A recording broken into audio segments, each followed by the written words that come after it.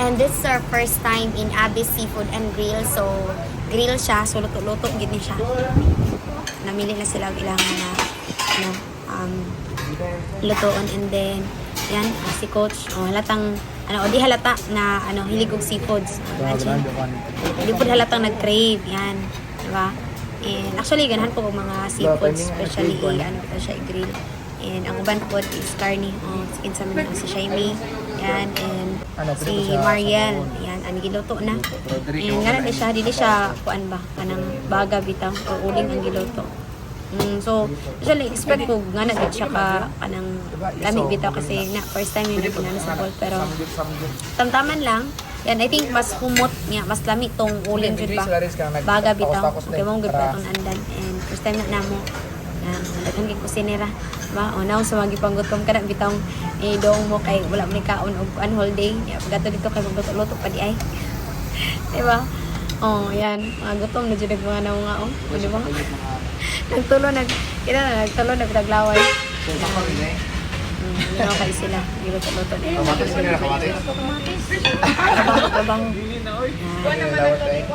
isagol na nila tanan ang mga kusinero may tanan kaning isa fans club kaning isa ay Coach Gilbert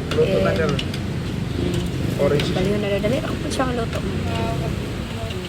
niya that shell na yan and love siya panggutom na ginuwa panluto niya kay dapat fair man balag na niluto pag ginikaon and even pa ni tilaw guys dapat dungan ra gyud. And we have this banding pala kay si Mariel is baguhin po ni sila nabot sa Bohol and then pati si Gilbert o si Shaimi. So that's why nga nang libre si Mayor. Nang libre si Coach Gerald.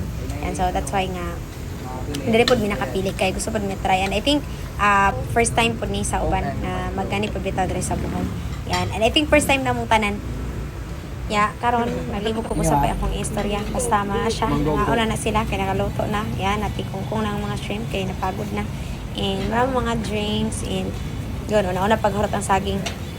And si Coach Gerald busy na kaya siya nagkaon. Sa iyang pinaka-paborito gid pud nga siya. So maaro to guys, wala na ko yung maistorya kay kaning time mo gud nga nag-record ko ani nga audio, ani nga voice over kay a year ago na mo gud nga video. Ano ko nakigipanggutom na jud ko. So, ta guys, that's it. Happy eating everyone.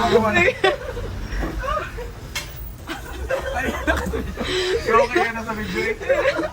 Sige na ako.